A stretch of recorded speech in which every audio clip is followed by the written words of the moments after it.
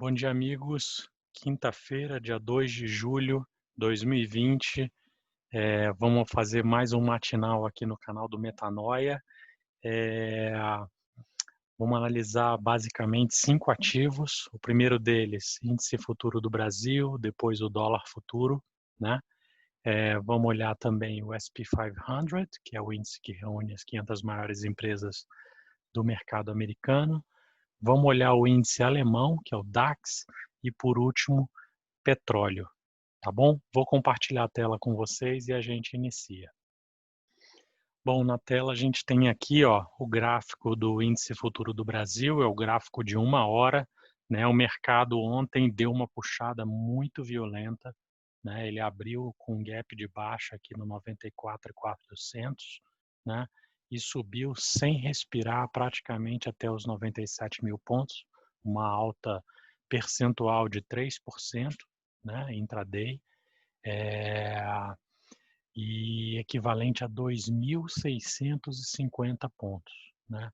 Agora é interessante notar que o mercado veio exatamente, né, na linha de tendência de baixa que une esse topo aqui, que foi formado no dia 19 de junho, e esse topo aqui que foi formado no dia 23 de junho, né? Então, unindo esses dois pontos, a gente vê uma linha de tendência que passa por aqui, foi exatamente aonde o mercado bateu, no 97 mil, tá? Depois disso, ele veio corrigindo e fechou o dia aqui no 96.100, tá? Vou descer aqui para o gráfico de 15 minutos, né? Então, aqui agora, o que que a gente tem, né? A gente tem a formação de um pequeno canal de baixa, né? Aqui no gráfico de 15 minutos, né? Então, vamos ver como o mercado se comporta diante dessa formação, né? Ele pode vir aqui nessa região aqui de baixo, né? Para revisitar a base aqui desse canal, por volta do 95.700 e eventualmente voltar a subir aqui perto do 96.200, tá? Ou então ele pode já abrir eventualmente rompendo essa região aqui, né? E aí o que que é o ideal? O ideal é a gente esperar o pullback, né? Para eventualmente tomar uma posição comprada, imaginando que ele vai fazer um novo teste lá em cima na região dos 97 mil, que foi a resistência principal do dia de ontem, né? Lembrando que se a gente voltar aqui para o gráfico de 1 hora, tá?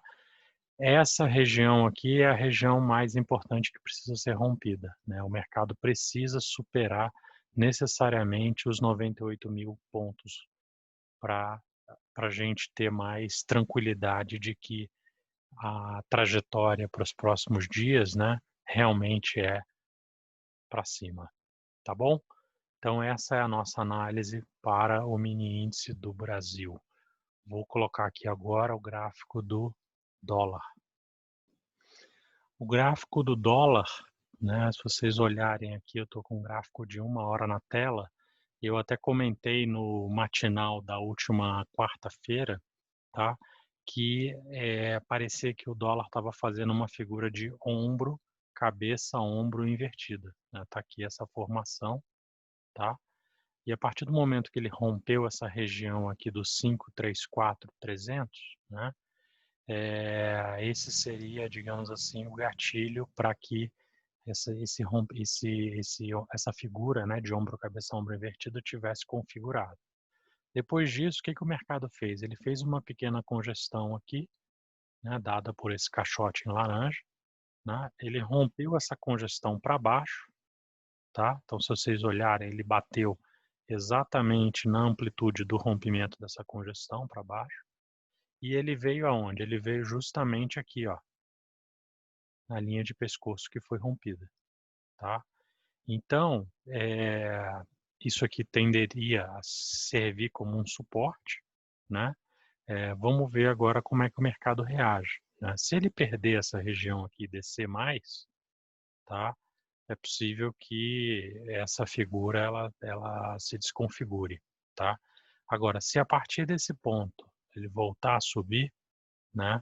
Aí sim a gente poderia estar imaginando aquele alvo inicial que essa figura aqui projeta, né, lá na casa dos 5,90 aproximadamente, tá certo? Então vamos ficar atento aí, o dólar tá num momento bem decisivo, né? Se a gente baixar aqui para os tempos gráficos menores, né, fica bem nítido isso que a gente está falando, né? Ele esticou bem para baixo aqui nessa queda de ontem, tá? Então, e parece até que rompeu essa linhazinha de tendência de baixa aqui, que estava bastante inclinada, né? E quando a gente vê isso, a gente poderia até traçar o Fibo aqui, né? Ponto inicial, final, né? Então, para o dia de hoje, né, não seria estranho se o mercado viesse testar aqui a região de 50 ou até de 38,2, né, reagindo um pouco a essa queda que foi produzida no dia de ontem, tá? Então esse é um ponto interessante aqui que a gente tem que ficar atento para o dólar, tá? Vamos olhar agora aqui o S&P 500. Aqui no S&P 500, o que que a gente viu, né?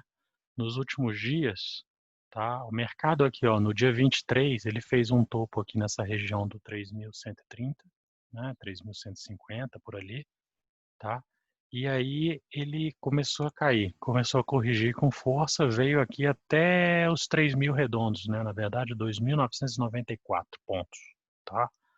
Então tinha uma linha de tendência de baixa formada aqui, tá certo?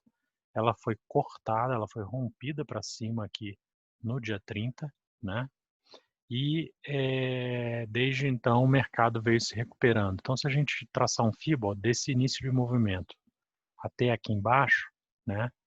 Que foi aonde o mercado chegou, né? A gente consegue observar o que? O mercado já rompeu a região aqui, ó, de 62%, que passava aqui perto do 3.090 pontos, tá? A gente só pode lançar o FIBO, né? Depois que há o rompimento de uma linha de tendência, né? Então essa linha de tendência aqui, tá? Ela foi rompida, por isso que eu lancei o FIBO. Então eu pego aqui o início do movimento e o final do movimento, tá? E aí eu consigo ver as retrações, né? E tipicamente, quando o mercado supera os 61%, 62%, né? Significa que, via de regra, ele vai buscar novamente essa região do 100% aqui, que foi onde teve o início do movimento. Então, o alvo para o S&P 500 está justamente aqui no 3.154 pontos, tá? Que seria 100% desse movimento que foi produzido anteriormente, né? Como se fosse um espelho, tá? Desse movimento de baixa que teve aqui, né? Ele agora faz o movimento para cima, tá bom? Então vamos ficar muito atento nesse 3.154. Eu vou até deixar um alarme aqui, porque eu quero ser avisado. E dependendo de como ele chegar aqui nessa região, eu quero eventualmente tomar uma posição vendida aqui, né? Contra a tendência. Especialmente se ele chegar muito esticado, né? A gente está aqui com um gráfico de 1 hora na tela e ele está bem inclinado, né? Aqui. Então, se ele vier subindo em linha reta aqui, né? Super inclinado, pode ser que ele faça uma hesitação aqui, né? Justamente pelo fato da existência dessa região aqui de oferta, tá? E se houver hesitação aqui, pode ser uma bela oportunidade de abrir uma posição vendida, imaginando que ele vai corrigir um pedaço dessa alta que foi produzida aqui antes de eventualmente continuar a trajetória de alta, tá bom?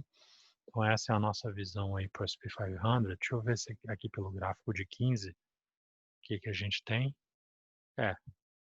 Nada muito diferente, exceto o fato do mercado estar bem esticado, né? Uma linha de tendência de alta bem clara, tá bom?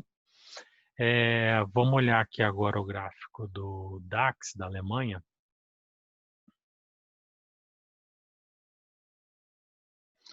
O DAX também igualmente forte, né? Aproveitando aí essa puxada que os mercados deram a partir de ontem, né, ele conseguiu sair desse caixote aqui, que era uma congestão muito nítida que estava formada aqui no gráfico de 1 hora, tá? E agora que ele saiu desse caixote, provavelmente ele vem buscar o dobro da amplitude, né? Então, basta medir aqui essa amplitude, né? Replicar ela para cima, né? Para a gente definir o alvo aqui na região do 12.630 pontos. Tá? Muito provavelmente, então, o DAX vem buscar essa região. Vou deixar cadastrado um alarme, porque se ele chegar nessa região e hesitar, eu quero eventualmente considerar uma posição vendida aqui, imaginando que ele vai fazer um zigue-zague aqui dentro desse retângulo, tá?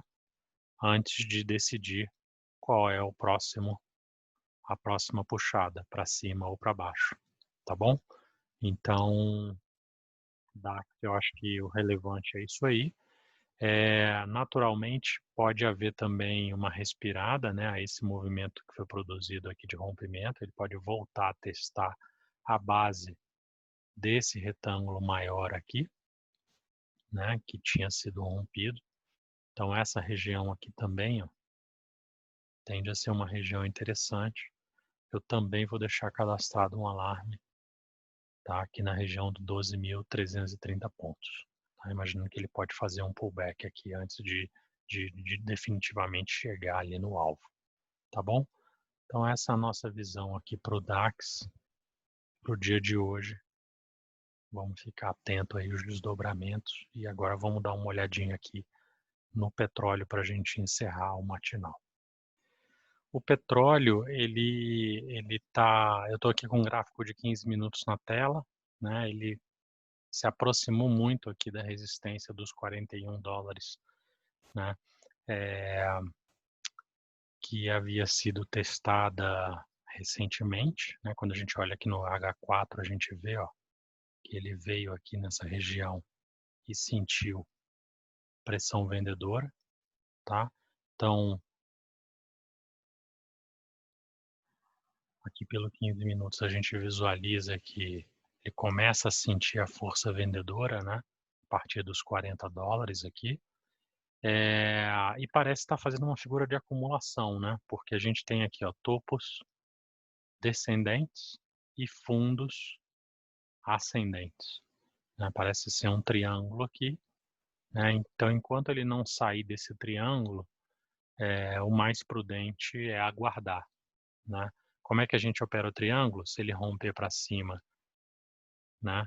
Espera o pullback para tomar uma posição comprada e eventualmente surfar uma nova pernada de alta. E se o rompimento for para baixo, a gente espera o pullback para tomar uma posição vendida e eventualmente surfar uma nova pernada de baixa aqui, tá bom? Então, petróleo, esse é o contexto, tá nitidamente numa figura de acumulação, não tem muito o que fazer aqui por enquanto, tá? Vamos dar uma olhadinha aqui nas notícias do dia de hoje. Para quem ainda não conhece, né, o nosso site, metanoiatrading.com.br, a gente publica toda semana, né, uma análise que resume o que aconteceu na semana anterior e as perspectivas para a semana seguinte, né? Então aqui foi a nossa análise do último fim de semana. Até obrigado aí, ó, quase 160 pessoas vieram prestigiar aqui, né? O que a gente escreveu. Essa análise ela foi produzida pelo André, tá? E dentro dessa análise a gente sempre disponibiliza, tá? O calendário econômico da semana, tá? Então fica geralmente aqui embaixo, ó. Deixa eu mostrar para vocês. Então a gente pode olhar aqui, ó, no dia de hoje, quinta-feira, 2 de julho, temos no Brasil essas notícias, tá? Produção industrial, IPC, etc, tá? E nos mercados internacionais, temos às 9h30 da manhã do horário de Brasília, divulgação dos dados de pedidos de seguro-desemprego, temos o payroll também e temos a taxa de desemprego nos Estados Unidos, tá? Então hoje tem tudo para ser um dia bem agitado, especialmente porque amanhã, dia 3 de julho, por conta do feriado de independência de 4 de julho, né, não teremos mercados abertos, tá? Então hoje é um dia que muito provavelmente a gente vai ver muita volatilidade, tá? Então, pessoal, quem não está habituado, né, quem não conhece o que acontece geralmente nesses dias, né, o melhor é só assistir, tá? Porque geralmente são uns solavancos bem fortes que acontecem às vésperas da divulgação dessas informações aqui, tá bom?